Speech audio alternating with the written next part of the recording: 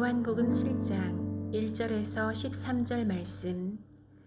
그 후에 예수께서 갈릴리에서 다니시고 유대에서 다니려 아니하심은 유대인들이 죽이려 함이러라. 유대인의 명절인 초막절이 가까운지라.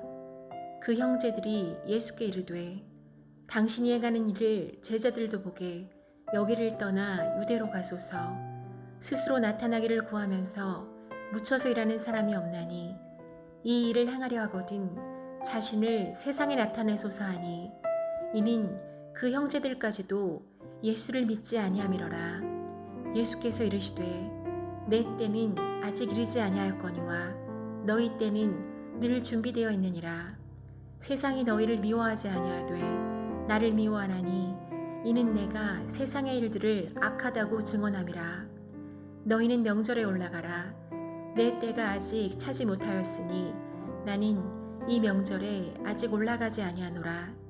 이 말씀을 하시고 갈릴리에 머물러 계시니라. 그 형제들이 명절에 올라간 후에 자기도 올라가시되 나타내지 않고 은밀히 가시니라. 명절 중에 유대인들이 예수를 찾으면서 그가 어디 있느냐 하고 예수에 대하여 무리 중에서 수군거림이 많아 어떤 사람은 좋은 사람이라 하며 어떤 사람은 아니라 무리를 미혹한다 하나, 그러나 유대인들을 두려워함으로 드러나게 그에 대하여 말하는 자가 없더라. 아멘. 함께 기도하겠습니다. 하나님, 온전히 예수님 따라가는 십자가 붙드는 믿음 되기 원합니다.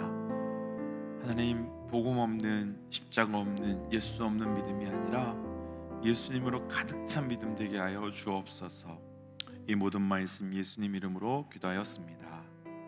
아멘. 할렐루야. 우리에게 진리의 믿음을 주시고 또 그 진리의 믿음을 통해 우리 예수 그리스도를 고백하게 하신 우리 주 하나님의 이름을 높이 찬양합니다.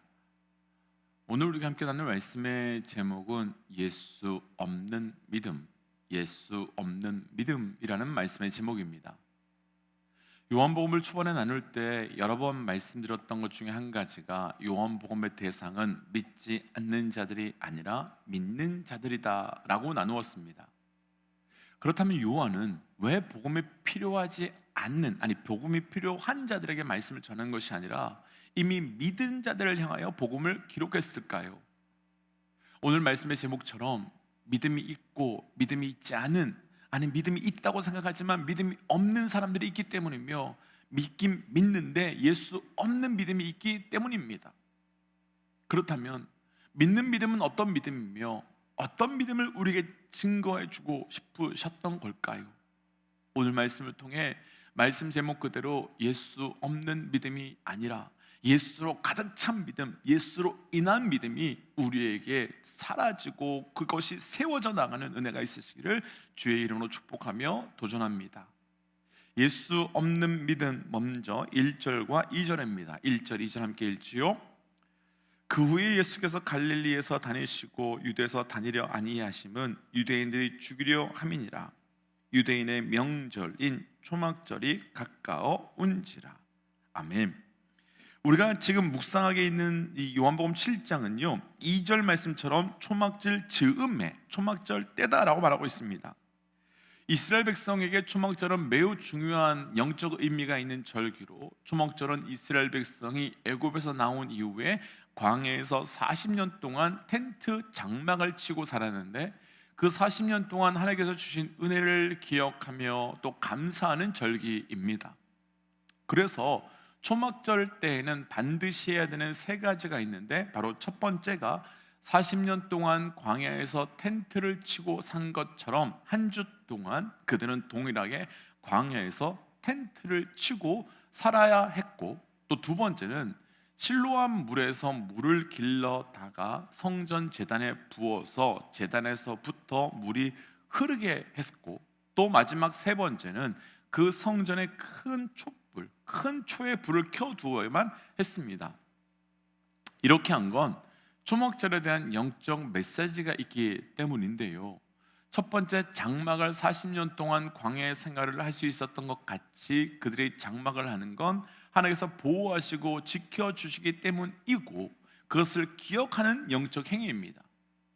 하지만 단순히 그런 천막만을 의미하는 것이 아니라 더 깊은 영적 의미가 있는데, 우리가 묵상하고 있는 요한복음 1장 그 14절에서 말씀이 육신이 되어 우리 가운데 거한다 라고 했을 때 그 거한다라고 하는 원어가 스케노우라고 하는 단어를 쓰는데요, 그 단어의 뜻이 바로 장막을 치다 라는 의미를 가지고 있는 단어입니다.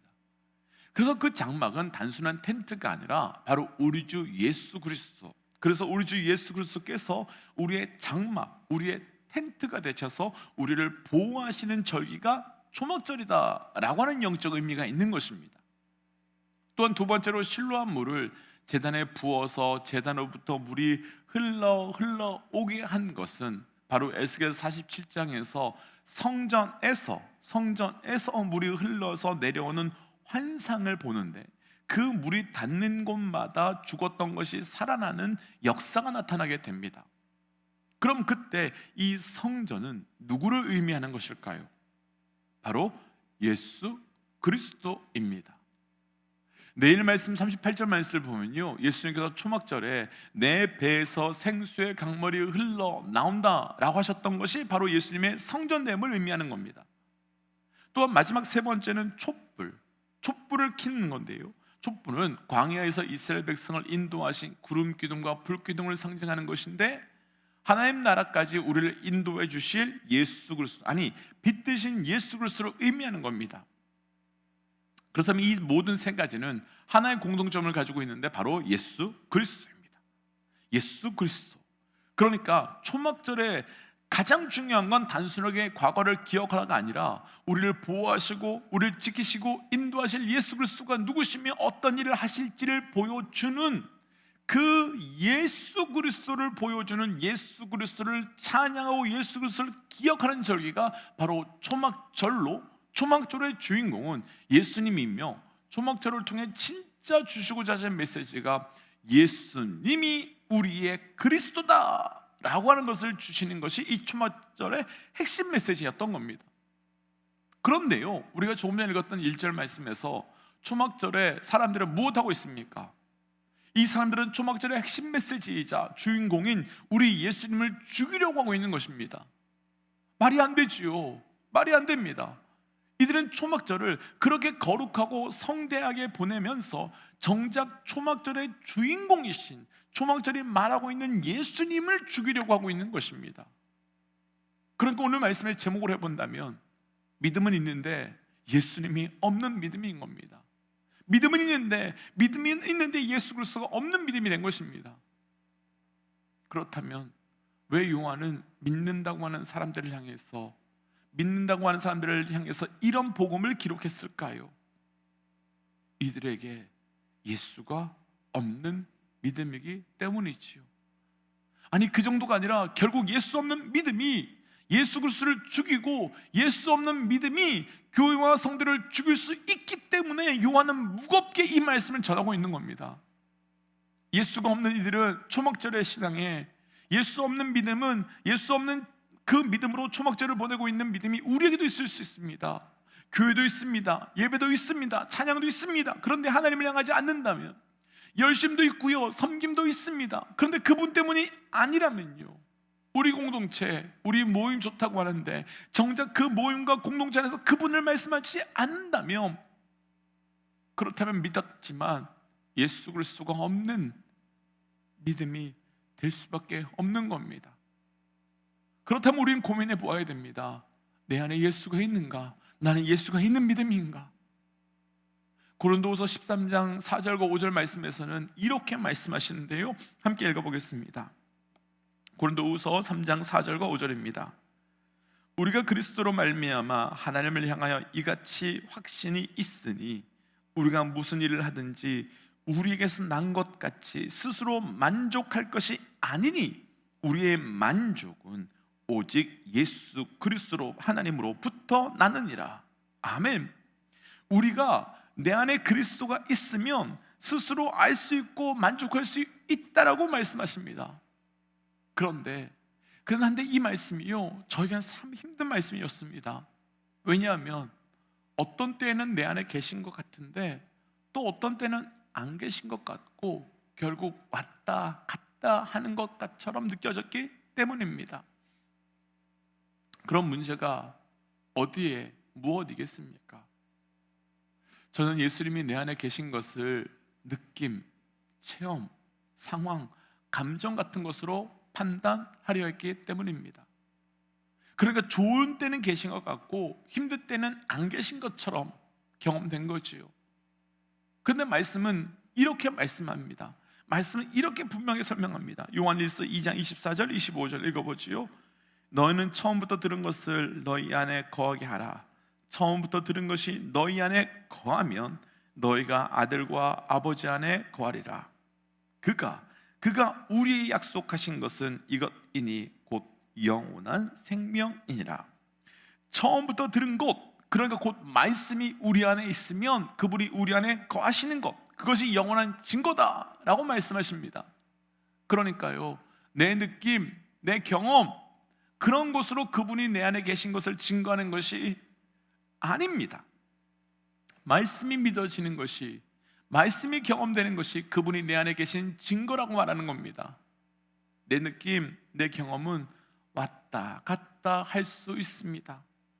그런데 말씀은 믿어지는, 그래서 결코 믿을 수 없는 말씀의 믿어짐의 믿음, 그것이 바로 내 안에 그분의 계심의 증거라고 말씀하고 있는 것입니다. 혹시 우리 안에 여전히 내 안에 그분의 계심을 의심하고 있다면 경험을, 느낌을 근거로 삼지 말고 말씀을 근거로 삼기를 도전합니다. 그리고 혹 이 자리에 계시지만 내 안에 계신 그분에 대한 믿음이 없다면 그 믿음을 구함으로 예수를 나의 구주로 삼고 그분 따라 나아가는 온전한 믿음 되시기를 주의 이름으로 축복합니다. 그럼 예수 없는 믿음이 아닌 반대로 온전히 예수 있는 믿음은 어떤 믿음일까요? 자, 오늘 본문의 7절입니다. 오늘 본문 7절 말씀 함께 읽어보죠. 함께 읽겠습니다. 세상이 너희를 미워하지 아니하되 나를 미워하나니 이는 내가 세상의 일들을 악하다고 증언함이니라. 아멘. 예수님께서 세상이 너희를 미워하지 않지만 나는 미워한다 라고 말씀하십니다. 그럼 우리가 예수님을 믿고 예수님을 따라가는 자라고 한다면, 그리고 우리가 온전히 예수님을 믿는 온전한 예수님으로 있는 믿음이라고 한다면 우리 또한 세상의 믿음을 받아야만 진짜 믿음이다 라고 할 수 있을 것 같습니다. 그런데 세상으로부터 박수를 받아도 부족한 이때에 왜 미움까지 받아야 하나, 이런 생각이 들지요. 그런데 우리 믿음의 사람들에게 세상의 믿음을 받아야만 하는 본질적인 이유가 있습니다. 아시겠지만 이 시대는 대부분의 종교들은 세상으로부터 인정을 받고 또 그 인정받음을 통해서 영향력을 끼쳐 나가려고 합니다. 그렇게 인정받아야 우리가 무엇이라도 한 것처럼, 무엇이 된 것처럼 느끼기 때문입니다. 하지만 왜 예수님은 반대로 이렇게 말씀하신 것이겠습니까? 먼저 7절 말씀대로 세상이 예수님은 미워하지만 형제들을 미워하지 않는 이유가 있지요. 이들은 아직까지도 세상에 속해 있고 예수님을 믿지 않고 있는데, 예수님은 세상의 일들과 어둠과 악함을 계속해서 드러내기 때문입니다. 율법주의자들이 예수님을 죽이려 한 이유는 스스로 거룩하다고 착각하고 있는 이들이 그 거짓과 위선을 예수님께서 드러내셨기 때문입니다.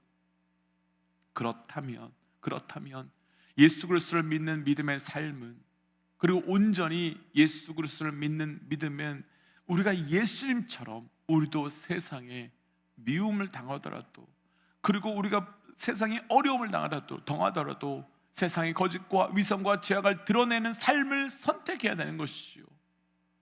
그러니까 내가 예수를 믿는다고 생각하는데 그런데도 세상에 너무도 표현하다면 그 믿음은 예수 있는 믿음이 아니라 예수 없는 믿음이며, 내 안에 예수가 있다면 우리는 끊임없이 세상이 불편하고 세상으로부터 미움을 받을 수밖에 없는 것입니다.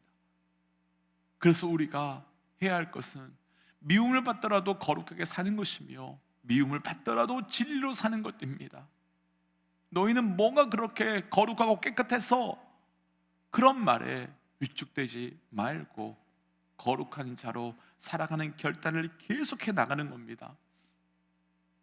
사실 요즘 교회와 성도는 세상에서 참 많은 미움을 받고 있지요. 하지만 그 미움은 미움이 아니라 사실은 조롱이고 비난인 거 우리 너무도 잘 압니다. 우리가 받아야 하는 미움은 조롱이 아닙니다. 비난이 아닙니다. 틀렸기 때문이 아니라 우리가 받는 조롱은, 우리가 받는 그 비웃음은, 우리가 받는 그것은 우리가 맞았기 때문에 받는 비웃음과 조롱이어야 되는 겁니다.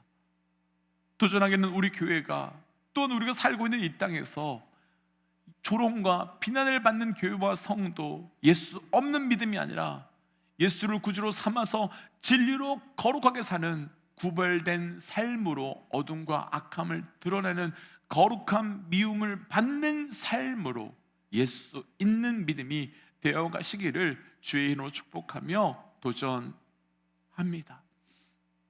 그래서 이 시간 이렇게 기도하고 싶습니다.